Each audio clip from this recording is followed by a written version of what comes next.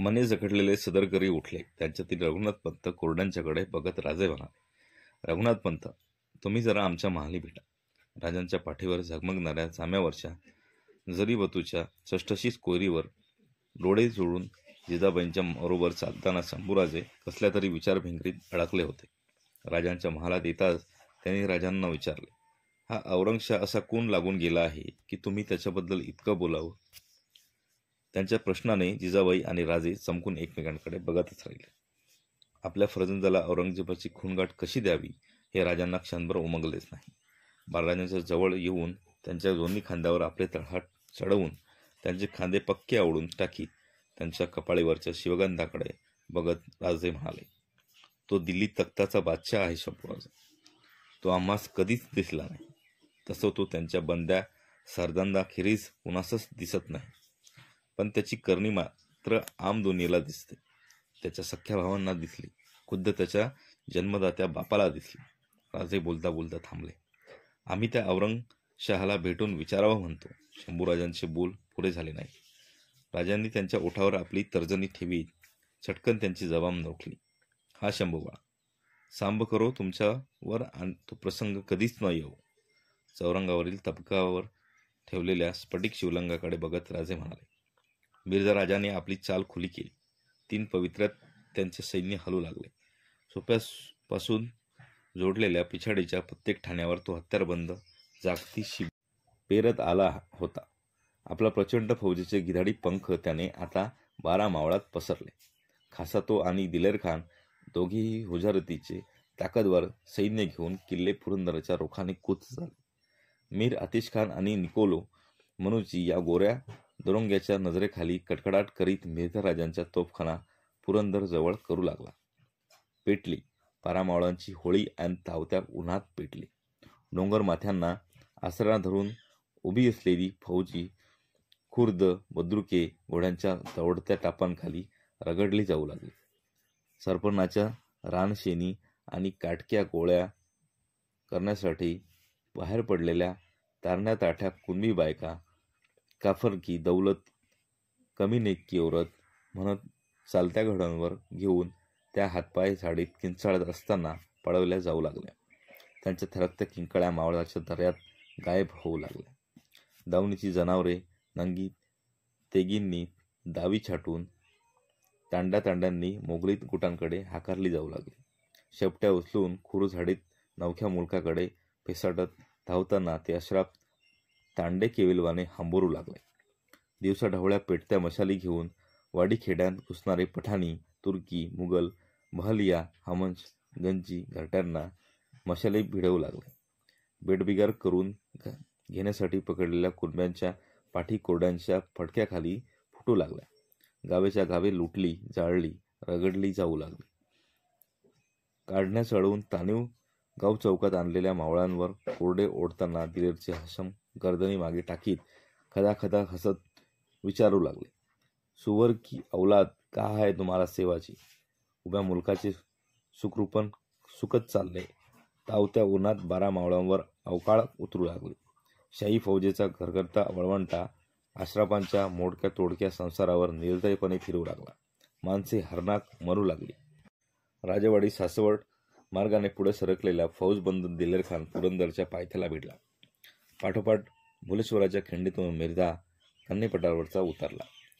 किल्ले पुरंदरला अफाट शाही फौजेचा घेर पडला. कन्हा नदीच्या काठाला ठोकलेल्या खुंट्यांना जखडलेल्या तणावांचा आधार घेत केशरी करंड्या रंगाच्या राहुट्या डेरे तंबू शामियाने उठले. हत्ती उंट चित्कारू लागले. पुरंदरवरच्या सदर दरवाजाच्या बाजूला खासा दिलेर, किरतसिंग, मीर आतिश खान, इंद्रमन बुंदेल, उदयभान गौर, रसूलबेग, झरबतस्त खान आणि आपल्या बरकदास हशमांचे वळे उभे केले. मोर्चे रोखलेल्या तोफांच्या भाड्यांची तोंडे किल्ल्यावर बेसुमार आग ओकू लागली. किल्ले पुरंदर हा जोड किल्ला होता. पूर्वेच्या बाजूला रुद्रमाळ उर्फ वज्रगड हा छोटेखानी किल्ला होता. त्याला धरून पुरंदरच्या माच्या पसरल्या होत्या. मध्ये होती एक निरुंद खिंड, भैरवखिंड. वज्रगडावर पुरंदरची सारी मदार होती. तो गडच मंदिराच्या पायऱ्याखाली होता. पायरी ओलांडली की पाऊल जसे मंदिरात असे वज्रगड पडला. तर पाऊल किल्ले पुरंदरात. आता जोड होती पुरंदरच्या पराक्रमाची आणि दिलारच्या दंग्याची. गडावर रामोशी, महार, कोळी आणि कहार या धारकऱ्यांची 1,500 शिबंदी होती. गडाला आधार होता त्यांच्या नेकीचा आणि राजांनी स्वतःहून रुजू केलेल्या मारत्या समशेरीच्या, काळभैरव पट्टेबाज मुरारबाजींचा. राजगडाच्या पद्मावती माचीवर कबिल्याचे मेने सिद्ध होते. जिजाबाई, सोयराबाई आणि बालकिल्ला उतरून पद्मावती माचीवर आले. बरोबर संभाजीराजे, सखुबाई, राणूबाई, अंबाबाई आणि नानीबाई असा राजांचा गोतावळा होता. आता राजांच्या घरचीच झालेली धाराव होती. मोरोपंत, अण्णाजी दत्तो, इसाजी, रघुनाथपंत, कुडतोजी, निराजीरावजी ही मंडळी मासाहेबांचा निरोपाचे मुजरे घालायला माचीवर जमली होती. राजांच्या आग्रहाने जिजाबाई राजगड सोडून कोंढाण्याकडे सोयराबाईंच्या सह चालल्या होत्या. पुरंदराला 4 मजलांवर दुश्मन फौज तळ टाकून असताना आता सगळ्यांनी एका जागी राहणे हिसाबी नव्हते. जिजाबाई गड सोडायला तयार नव्हत्या. राजांना आणि बाळराजांना शत्रुतोंडावर असता एकाकी टाकून जायला राजी नव्हता.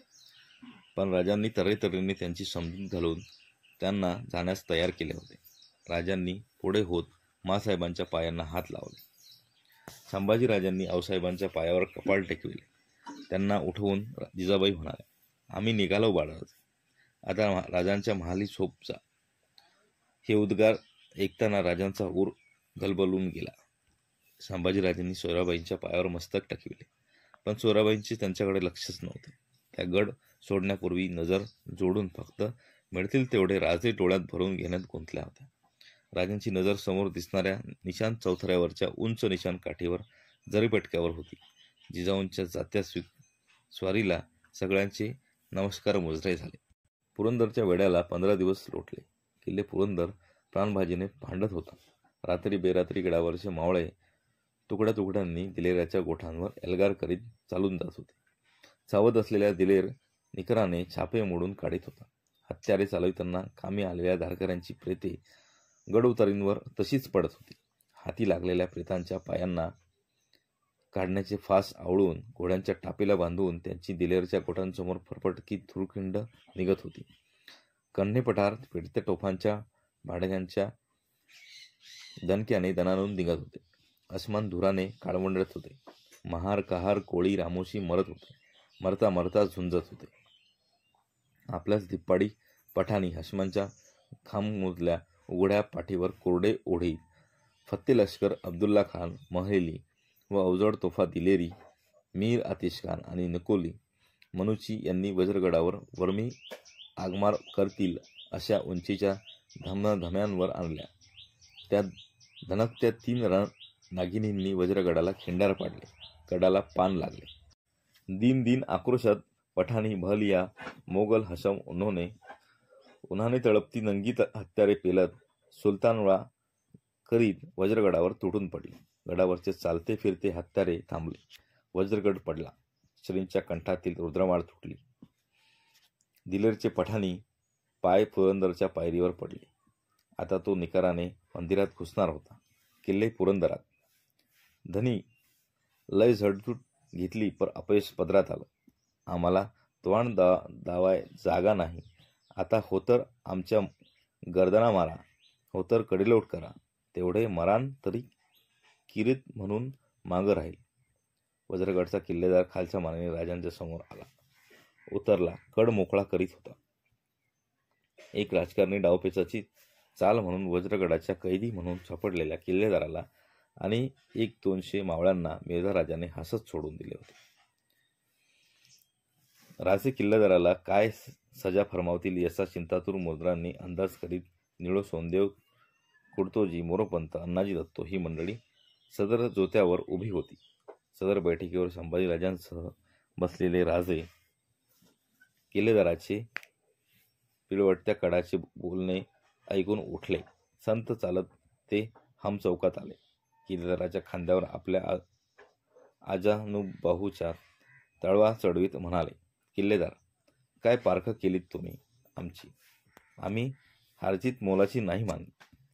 एवढी मोडभर शिबंदी घेऊन तुम्ही दर्यासारख्या गनीम फौजेशी शर्तीनं झुंजलात. आज आमचे हात आखडते आहेत. नाहीतर तुम्हा साऱ्यांच्या पाठीवरच्या ढालीत आम्ही शिगोशिक मोहरा भरल्या असत्या.